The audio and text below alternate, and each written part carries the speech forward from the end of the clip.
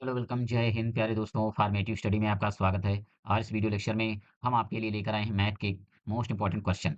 आज से देखिए हम आपके लिए लगातार जितने भी मोस्ट इंपॉर्टेंट क्वेश्चन बन सकते हैं जो कि परीक्षा में आ सकते हैं वो सारे क्वेश्चन अब लगातार हम आपको करवाएंगे। क्योंकि देखिए ये मैथ की क्लास काफी दिनों बाद हो रही है। ठीक है, तो अब देखिए हम चैप्टर वाइज पूरा सिलेबस तो पढ़ भी चुके हैं। ठीक है, पूरा सिलेबस है जो हम चैप्टर वाइज पूरा पढ़ चुके हैं। अगर आपने नहीं पढ़ा है तो प्लेलिस्ट बनी है, आप पढ़ सकते हैं। ठीक है, अब हम देखिए हर टॉपिक से जितने इंपॉर्टेंट क्वेश्चन बन सकते हैं, ठीक है, वो सारे क्वेश्चन करवा देंगे। जिससे कि अगर आप पिछला नहीं भी पढ़ना चाहते, यही ये सारे क्वेश्चन पढ़ लेंगे, ठीक है, तो देखिए आप अच्छे मार्क्स लेकर आएँगे। ठीक है, जैसा कि हम टारगेट भी लेकर चल रहे हैं कि देखिए अगर आप अच्छे से पढ़ेंगे तो देखिए 25 में आप 25 नंबर लेकर आएँगे। ठीक है, आपका स्कोर बहुत अच्छा आएगा। बस आपको लगातार तैयारी करते रहना है, क्योंकि सबसे ज़्यादा अगर देखा जाए तो मैथ में बैक लगती है।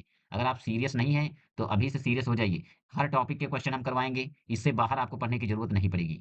और देखिए जो लोग परीक्षाओं को लेकर परेशान हैं कि देखिए एग्जाम कब होगा, तो देखिए परीक्षाएं आपकी 20 सितंबर के बाद ही होंगी। इससे पहले अभी नहीं होंगी। ठीक है, ये हो सकता है अक्टूबर में परीक्षाएं चली जाएं, क्योंकि देखिए पीएनपी जो है आप लोगों का एग्जाम बहुत लेट कराती है। ठीक है, क्योंकि आप फर्स्ट सेमेस्टर में हैं, आप लोगों को पता नहीं है। हम ये देखिए डीएलएड कर चुके हैं तो हमें हर चीज़ पता है, क्योंकि ये डीएलएड का जो आपका कोर्स होता है 2 साल का होता है। ये 2 साल का कोर्स होता है, इसमें लग जाता है लगभग ये तो 2.5 साल लग जाएँगे, या देखिए 2.5 से ज़्यादा भी लग सकते हैं, 3 साल लग जाते हैं। ठीक है? पीएनपी बहुत ज़्यादा लेट एग्ज़ाम कराती है। तो देखिए आप लोग ये मत सोचिए कि परीक्षाएँ कब होंगी, क्योंकि देखिए आप लोगों का एडमिशन हुआ है, तो परीक्षाएँ ज़ाहिर-सी बात है कि होंगी, ठीक है? तो मेन फ़ोकस आपका होना चाहिए तैयारी पर, ठीक है? परीक्षाएँ आपके कहने से और आपके परेशान होने से जल्दी नहीं होंगी, ठीक है? उनका जब मन होगा परीक्षाएँ आप वे उसी हिसाब से करवाएँगे। तो आप अभी से अपना तैयारी कर लीजिए। मेन है देखिए मैथ और संस्कृत और साइंस, इन 3 विषयों पर आपको अच्छे से मेहनत करनी है, तभी जाकर आप इसमें अच्छा स्कोर कर सकते हैं। और मैथ में अगर आपने लापरवाही की, तो देखिए बैक भी लग सकता है, बहुत ज़्यादा लोग मैथ में फेल होते हैं। और देखिए मैथ में जितने चैप्टर हैं, सभी चैप्टर्स के इम्पोर्टेंट क्वेश्चन हैं, वो सारे क्वेश्चन हम आपको करवा देंगे। वे सारे क्वेश्चन अगर आपने कर लिए, तो उन्हीं से आपके प्रश्न बन जाएँगे पेपर में। इससे बाहर आपको पढ़ने की ज़रूरत नहीं पड़ेगी। ठीक है? तो चलिए क्लास को स्टार्ट करते हैं। देखिए पहला क्वेश्चन है, एक गाँव में प्रत्येक संयुक्त परिवार 2x वृक्ष लगाता है। यदि गाँव में कुल संयुक्त परिवारों की संख्या 30x है, तो उस गाँव में कुल कितने वृक्ष लगाए गए हैं? ठीक है? देखिए जो प्रत्येक संयुक्त परिवार है, प्रत्येक संयुक्त परिवार 2x वृक्ष लगाता है, ठीक है? और गाँव में कुल संयुक्त परिवारों की संख्या 30x है। तो देखिए कुल परिवारों की संख्या, परिवारों की संख्या 30x है, ठीक है? बस आपको इसका गुणा कर देना है। तो कह रहा है तो उस गाँव में कुल कितने वृक्ष लगाए गए हैं? यानी प्रत्येक संयुक्त परिवार, यानी एक परिवार से अगर 2x पौधे लग रहे हैं, तो कह रहा है कि कुल परिवारों की संख्या अगर 30x है, तो टोटल कितने पौधे लगाए गए? तो देखिए अगर एक परिवार 2x पौधे लगा रहा है, तो परिवार टोटल है 30x, तो हर घर से कितने पौधे हुए? तो देखिए 2x गुणे 30x, ठीक है? इसका गुणा कर देना है। 30 दूना 60 और x का गुणा हो जाएगा तो x स्क्वायर। ये हो जाएगा 60x स्क्वायर। अगला क्वेश्चन है 7.2 सेमी व्यास का एक वृत्त खींचिए तथा इसकी त्रिज्या भी ज्ञात कीजिए। यानी कह रहा है जिसका व्यास कितना हो 7.2 सेमी, यानी व्यास बराबर व्यास टी बराबर कितना होता है 7.2 सेमी दिया है। ठीक है, कह रहा है इसकी त्रिज्या बताइए। तो पहले देखिए आपको त्रिज्या निकाल लेना है। तो त्रिज्या r बराबर होती है देखिए व्यास बटे 2, यानी व्यास की आधी होती है त्रिज्या। तो व्यास कितना दिया है 7.2 बटे 2, इसको भाग कर दीजिए तो ये आ जाएगा 3.6। तो त्रिज्या कितनी आ जाएगी 3.6। एक तो आंसर ये हुआ। देखिए आप आपको वृत्त कैसे खींचना है, तो जितनी हमने त्रिज्या निकाली है r बराबर 3.6, तो पटरी से आपको दूरी इतनी नाप लेनी है 3.6। इतनी दूरी नापने के बाद देखिए आपको प्रकार की नोक कहाँ पर रखना है, तो देखिए प्रकार की नोक आपको यहाँ पर रखना है। और यहाँ से देखिए इतनी दूरी आपने ली और यहाँ पर आ जाएगा देखिए पेंसिल की नोक, और ये ऐसे खींच देना है सर्कल एक। ठीक है? ऐसे आपको खींच देना है सर्कल। ये हो जाएगा देखिए एक आपका वृत्त, ठीक है? जिसकी त्रिज्या कितनी होगी 3.6, और इसका व्यास कितना हो जाएगा? तो ये अगर ये पूरी दूरी हम ऐसे मिला दें, तो व्यास देखिए ये पूरा ये भी 3.6 होगा, तो टोटल हो जाएगा देखिए 7.2। ठीक है? ये सही होगा। तो देखिए इस प्रकार आपको चित्र भी बना देना है। ठीक है? तो देखिए आप लोग इतना ज़्यादा अभी से प्रैक्टिस कर लीजिए कि आप देखिए वहाँ जब पेपर देने जाएँ तो आपसे एक भी गलती ना हो। क्वेश्चन है, वह छोटी से छोटी संख्या बताइए जिसमें 75, 80 और 135 से भाग देने पर प्रत्येक दशा में 3 शेष बचे। तो देखिए हमने पहले ही जब चैप्टर वाइज पढ़ रहे थे हमने बताया था कि जब भी सवाल में दिया हो छोटी से छोटी संख्या तो आपको एलसीएम लेना है। क्या लेना है? एलसीएम। आपको लासा निकालना है। तो पहले आपको इसका क्या करना है? लासा लेना है। तो देखिए लासा हम निकालते हैं। तो इसको देखिए पहले आप 2 से काट दीजिए। तो देखिए ये हो जाएगा 75 नहीं कटेगा, ये हो जाएगा 40, ये हो जाएगा 135। ठीक है, फिर 2 से काट दीजिए तो ये 75 नहीं कटेगा, ये हो जाएगा 20, ये 135। फिर देखिए 2 से आप काट दीजिए तो ये 75 वैसे ही रहेगा, ये हो जाएगा 10 और ये 135। फिर देखिए इसको 2 से काट दीजिए तो ये 75 वैसे ही रहेगा, ये हो जाएगा 5 और ये हो जाएगा 135। अब इसको देखिए आपको काट देना है 5 से।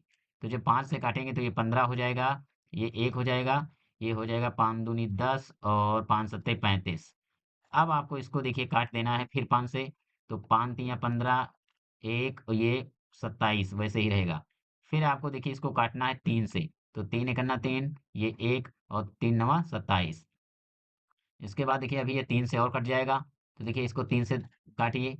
तो 3 एकन्ना 3, 3 एकन्ना 3, यहाँ 3 त्रिका 9 हो जाएगा। फिर 3 से काटिए तो ये नीचे सब 1, 1 हो जाएगा। यानी पूरा कट गया। अब देखिए इसके आप गुणा कर लीजिए कितने फैक्टर हुए। तो ऐसे आपको नोट कर लेना है 2 गुणे 2 गुणे 2 गुणे 2 गुणे 5 गुणे 5 गुणे 3 गुणे 3 गुणे 3। अब आप इसका जब गुणा करेंगे तो ये आ जाएगा देखिए। तो देखिए जब इसका आप गुणा करेंगे तो ये आ जाएगा 10,800। ठीक है। तो देखिए ये जो आया है इसका लासा आ गया। ठीक है। यानी ये जो संख्या है ये हम 10,800, ये देखिए 75 से भी डिवाइड हो जाएगी, 80 से भी डिवाइड हो जाएगी और 135 से भी डिवाइड हो जाएगी पूरी पूरी। ठीक है। लेकिन सवाल में कह रहा है कि अगर हम 75 से इसको डिवाइड करें तब भी 3 शेष दे, 80 से करें तब भी 3 शेष बचे और 135 से करें तब भी 3 शेष बचे। ठीक है। तो ये जो 3 शेष बच रहा है इसको आपको इसमें जोड़ देना है। तो ये 3 आप जोड़ दीजिए। तो जब आप 3 जोड़ देंगे तो ये हो जाएगा देखिए 0,801। ये हो जाएगा 10,803। ये आपका आंसर होगा। ठीक है। अब जैसा कि सवाल में जैसे बता रहा है कि अगर इस संख्या को आप 75 से भाग करिए तब भी शेष आएगा 3, 80 से भाग करेंगे तब भी आएगा 3 शेष और 135 से भाग करेंगे तब भी आएगा शेष 3। आप चेक कर सकते हैं। ठीक है। चलिए अगले क्वेश्चन पर आते हैं। अगला क्वेश्चन है देखिए, अब्दुल अपने पिता से 25 वर्ष छोटा है। यदि 10 वर्ष पूर्व पिता की उम्र अब्दुल की उम्र की 6 गुनी रही हो तो अब्दुल की वर्तमान उम्र क्या है? देखिए क्वेश्चन बहुत इजी है। अगर आपने देखिए भाषा समझ ली, ठीक है, तो आपको ध्यान से समझना है जैसे हम आपको समझा रहे हैं। देखिए पहले आपको मान लेना है, माना अब्दुल, अब्दुल की आयु, अब्दुल की आयु कितनी है? x वर्ष। ठीक है। अब देखिए अब्दुल के पिता की आयु, यानी पिता की आयु, आयु मतलब उम्र। पिता की आयु कितनी है? तो देखिए जो अब्दुल है अपने पिता से 25 वर्ष छोटा है। 25 वर्ष छोटा है यानी तो ए हो जाएगी x प्लस 25। यानी अगर अब्दुल है x वर्ष का तो पिता 25 वर्ष यानी इससे ज्यादा है तो x प्लस 25 वर्ष ऐसे लिख देना है। ठीक है। फिर कह रहा है यदि 10 वर्ष पूर्व पिता की उम्र अब्दुल की उम्र की 6 गुनी है तो पहले लिख दीजिए, देखिए लिखिए 10 वर्ष पूर्व अब्दुल की आयु, अब्दुल की आयु। तो 10 वर्ष पूर्व तो अब्दुल की आयु है कितनी हमने मानी? x।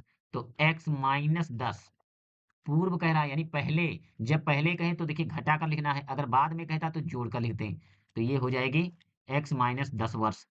फिर देखिए 10 वर्ष पूर्व पिता अब्दुल के पिता की आयु। तो देखिए 10 वर्ष पूर्व अब्दुल के पिता की आयु देखिए x प्लस 25 थी। अब 10 वर्ष पूर्व निकालना है तो माइनस कर दीजिए 10। ठीक है। तो देखिए x प्लस 15 ये आ जाएगी 10 वर्ष पूर्व अब्दुल के पिता की आयु। ठीक है। अब चलिए आगे समझते हैं कि क्वेश्चन में क्या कह रहा है। कह रहा है 10 वर्ष पूर्व पिता की उम्र अब्दुल की उम्र की 6 गुनी रही हो। तो देखिए पहले लिख दीजिए ए टी क्यू यानी अकॉर्डिंग टू क्वेश्चन, या लिख देना है हिंदी में प्रश्नानुसार। तो देखिए आपको क्या लिखना है, सबसे पहले आपको लिख देना है 10 वर्ष पूर्व पिता की आयु, तो 10 वर्ष पूर्व पिता की आयु हमने कितनी निकाली? तो x प्लस 15, ठीक है। फिर देखिए 10 वर्ष पूर्व अब्दुल की आयु, तो अब्दुल की कितनी है? x माइनस 10, ठीक है, इतना लिखा। अब सवाल देखिए, सवाल में क्या कह रहा है कि 10 वर्ष पूर्व पिता की उम्र अब्दुल की उम्र की 6 गुनी है, यानी अब्दुल की उम्र की 6 गुनी। तो इसको कर दीजिए 6 से गुणा, तो इसको आपको कर देना है 6 से गुणा, 6 गुनी हो जाएगी। अब आपको देखिए इक्वेशन बन जाएगी, आप सॉल्व कर लीजिए। तो देखिए x प्लस 15 बराबर 6 से आप जब गुणा करेंगे तो ये हो जाएगा 6x माइनस 10 छक्का 60 हो जाएगा। देखिए, इस 60 को आप इधर लाइए, ठीक है? तो देखिए, ये हो जाएगा 15 प्लस 60 बराबर 6x, ये वाला x जाएगा इधर बराबर के, तो ये हो जाएगा माइनस क्या, ठीक है? ये हो जाएगा देखिए, ये इधर जोड़ेंगे आप 60 और 15 तो ये 75 होगा, और ये हो जाएगा 5x, ठीक है? तो आपको x का मान निकालना है। देखिए, ये 75 बटे 5, 5 से काट दीजिए, 5 एकन्ना 5, ये हो जाएगा 15, ठीक है? तो आपका देखिए x बराबर कितना आ जाएगा? 15, और हमने अब्दुल की उम्र कितनी मानी थी? x वर्ष। तो यही है देखिए अब्दुल की उम्र 15 वर्ष। यानी कितने वर्ष है अब्दुल की उम्र? 15 वर्ष। देखिए अब्दुल की उम्र 15 वर्ष है। अगर कहे कि अब्दुल के पिता की उम्र, तो देखिए सवाल में हमने क्या माना है? तो देखिए सवाल में हमने माना था कि अब्दुल की माना था x वर्ष, तो ये आई है 15 वर्ष, ठीक है? ये 15 वर्ष आई है। लेकिन अगर अब्दुल के पिता की, अगर सवाल में थोड़ा और चेंज कर दे, कहे पिता की उम्र भी बताइए, तो देखिए आपको क्या कर देना, x का मान रख देना है। तो देखिए x प्लस 15 है, तो यहाँ लिख दीजिए 15 प्लस 25, इसको जोड़िए 5 5 10, 2 1 3 1 4, यानी अब्दुल के जो पिता की उम्र है इस समय कितनी है? 40 वर्ष है। ठीक है, आई होप आपको अच्छे से क्वेश्चन समझ में आया होगा। नेक्स्ट क्वेश्चन पर आते हैं। तो देखिए अगला क्वेश्चन है, किसी संख्या में 5 जोड़ने पर 15 प्राप्त होता है, संख्या बताइए, यानी वो कौन सी संख्या है, ठीक है? तो मान लीजिए संख्या वो कितनी है? x। इसमें क्या कह रहा है? 5 जोड़ने पर, तो 5 जोड़ दीजिए, तो हमने 5 जोड़ दिया, कितना प्राप्त हो रहा है? तो बराबर लगा दीजिए 15, यानी संख्या क्या हमने माना? x, x में 5 जोड़ दिया, ठीक है? ये सारी चीजें देखिए सवाल में लिखी हैं, यानी 5 हमने जोड़ दिया, फिर तो क्या प्राप्त हुआ? 15, ठीक है? तो वो संख्या बताइए। तो x का मान निकाल लीजिए, तो देखिए 15, ये 5 इधर जाएगा बराबर के, तो माइनस का 5 हो जाएगा, ये हो जाएगा 10, यानी x बराबर 10 आ जाएगा। यानी वो संख्या कौन सी है? तो संख्या है वो 10, ठीक है? ये है आपका आंसर। वैसे भी ये सवाल बहुत आसान था, इसका आप आंसर मौखिक रूप से भी दे सकते हैं, यानी वो कौन सी संख्या है, अगर इसमें 5 हम जोड़ दें तो 15 हो जाए, तो ये 10 ही तो होगा, 10 में अगर आप 5 जोड़ देंगे तभी 15 हो जाएगा। आशा करते हैं आपको ये सारे प्रश्न अच्छे से समझ में आएँगे होंगे। अगर किसी भी प्रकार का डाउट है किसी भी क्वेश्चन में, तो आप हमें कमेंट करके पूछ सकते हैं, ठीक है? हम नेक्स्ट क्लास में और भी इम्पोर्टेंट क्वेश्चन लेकर आएँगे, जिससे कि आप लोगों की तैयारी अच्छी हो सके। उससे पहले अगर आपने वीडियो को लाइक नहीं किया है तो लाइक कर दीजिए, चैनल को सब्सक्राइब नहीं किया है तो सब्सक्राइब कर दीजिए। जय हिंद।